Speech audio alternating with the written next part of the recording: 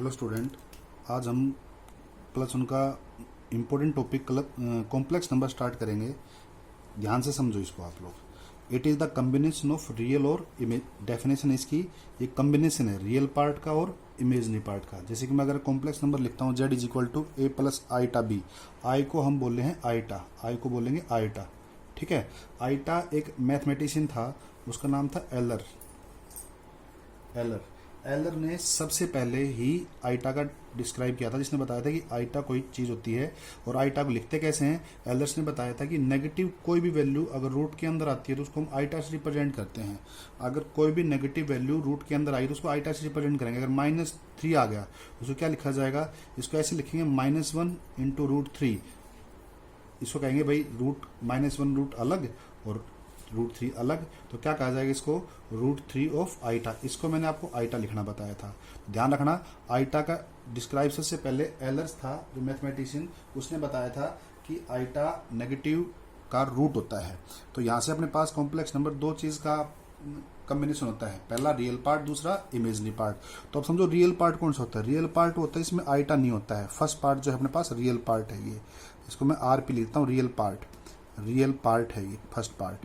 ठीक है, और सेकंड पार्ट इसका आई लगता है, उसको बोलते हैं imaginary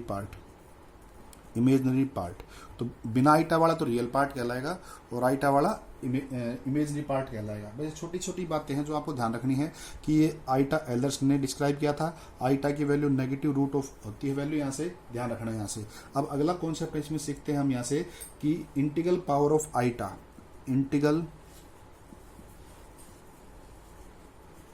integral power of आईटा। Integral power का मतलब क्या हुआ कि आईटा की पावर कुछ होना और वो भी इंटीजर होनी चाहिए पावर। जैसे कि मान लो या तो नेगेटिव मिलेगी या जीरो या पॉजिटिव मिलेगी।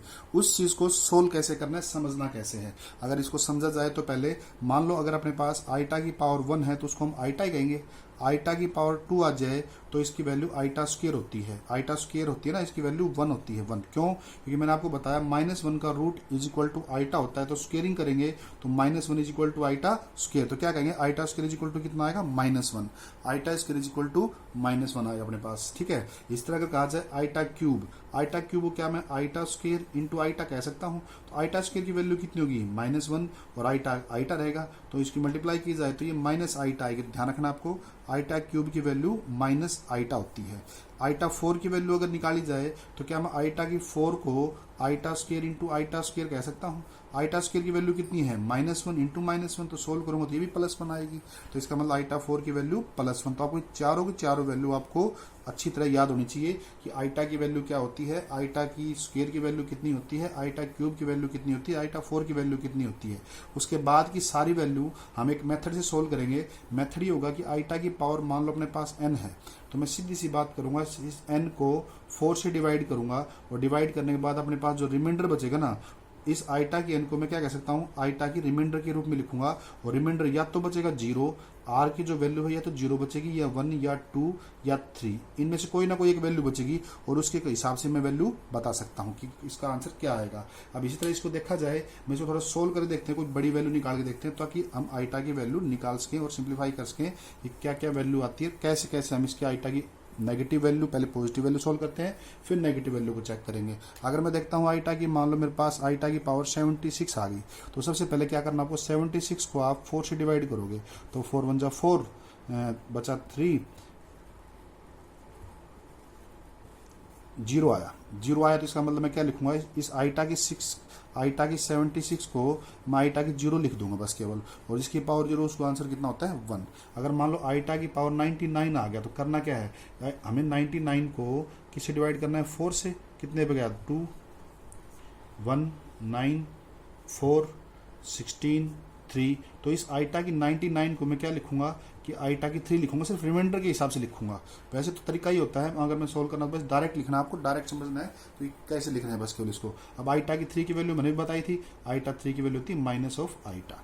अगर आप आईटा की वैल्यू अगर मैं करता हूँ 1000 या 2000, अपने पास 2019 कर दिया मैंने मान लो, तो इसको सोल्व किया जाए तो कैसे सोल्व करेंगे?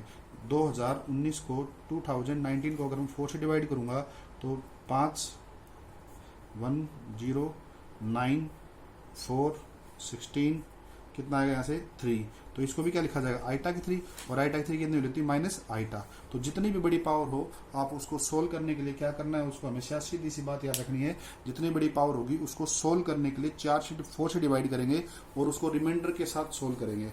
या तो रिमाइंडर अपने पास बचेगा 0 या 1 या 2 या 3। अगर आइटा की 0 बचता है तो उसका आंसर 1 होगा, आइटा की 1 बचता है तो आइटा कहलाएगा, आइटा की 2 बचता है तो -1, आइटा की 3 बचता है तो माइनस ऑफ आइटा। ये 4 वैल्यू ही बचेगी और कोई नहीं बचेगी अगर आप उसको 4 से डिवाइड करते हो। तो ये छोटी सी बात है जो आपको ध्यान रखनी है, हमें सोल्व करने के लिए आइटा की पावर से डिवाइड करना है, 4 से डिवाइड करना है। अगर नेगेटिव वैल्यू आए तो कैसे करना है, ध्यान देना आप लोग।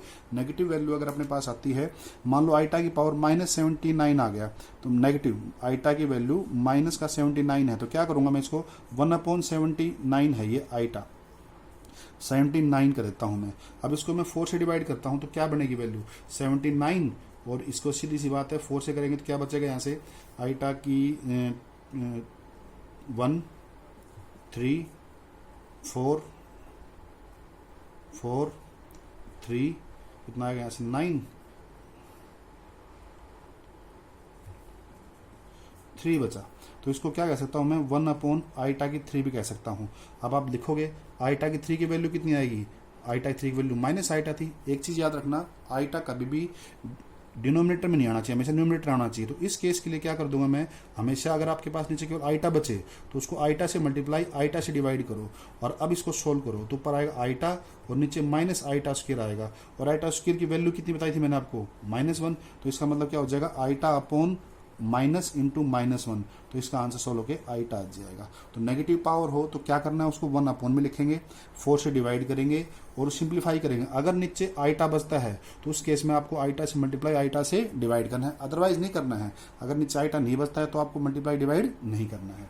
तो ये है इसको सोल्व करने के तरीके, और इसमें कुछ चीजें आपको और याद रखनी है, ध्यान रखना आप लोग। सबसे पहले एक तो चीज कि आइटा की कोई भी 4 कंजुगेटिव टर्म्स हो, the 4 sum of 4 conjugative terms, iota की n, आइटा की n+1, आइटा की n+2, आइटा की n+3, इन सभी का सम हमेशा 0 आएगा। आप n के स्थान पे कुछ भी पुट कर सकते हो, मर्जी आपकी, जो आप पुट करना चाहो पुट कर सकते हो। मान लो n की वैल्यू मैं अगर 11 रखूं तो यहाँ क्या आएगा आइटा की 11, आइटा की 12, आइटा की 13, आइटा की 11, 12, 13 और 14, आइटा की 14। तो इसको सोल्व करने की जरूरत नहीं है, डायरेक्ट क्या लिखोगे आप, इसका आंसर 0 लिखोगे। अगर मैं n की वैल्यू 100 कर देता हूँ 100, तो आइटा की पावर 100 प्लस आइटा की पावर 101 प्लस आइटा की पावर 102 प्लस आइटा की पावर 103, तो भी सोल्व नहीं करना, डायरेक्ट कोई भी 4 टर्म का सम दे रखा हो तो उसका डायरेक्ट आंसर आप 0 लिखोगे। ये चीज याद रखनी है पहले सबसे बड़ी चीज। दूसरी चीज आपको ध्यान देनी इसमें से, अगर मैं इसको लिखना चाहूँ कि आइटा की 1 iota plus iota square plus iota 3 plus iota 4, iota 5 और आइटा 6 और लास्ट में आइटा की 12 तक टर्म आ जाए। चलिए देता हूँ आइटा की 7, आइटा की 8, iota 9, iota 10 plus iota 11 plus iota 12, इसका आंसर क्या आएगा सोचो जरा। सबसे पहले मेरे पास ये 4 टर्म है, इन लगातार 4 टर्म का सम 0, इन लगातार 4 टर्म का सम 0, और इन लगातार 4 2 ये रही और 2 नीचे रही, इन सबका टर्म का 0 आएगा, इसका आंसर कितना आएगा 0। तो लगातार कोई भी 4 टर्म हो आइटा की तो उसका आंसर 0 आएगा। यह है इंटीग्रल पावर सोल्व करने का तरीका ऑफ कॉम्प्लेक्स नंबर, जो बेसिक था। आप इसको समझो, लर्न करो, ढंग समझो, फिर इसके बेस पे कुछ क्वेश्चन सोल्व करवाऊंगा जो आप सोल्व कर सकते हो आसानी से। ठीक है, अभी होल्ड करो।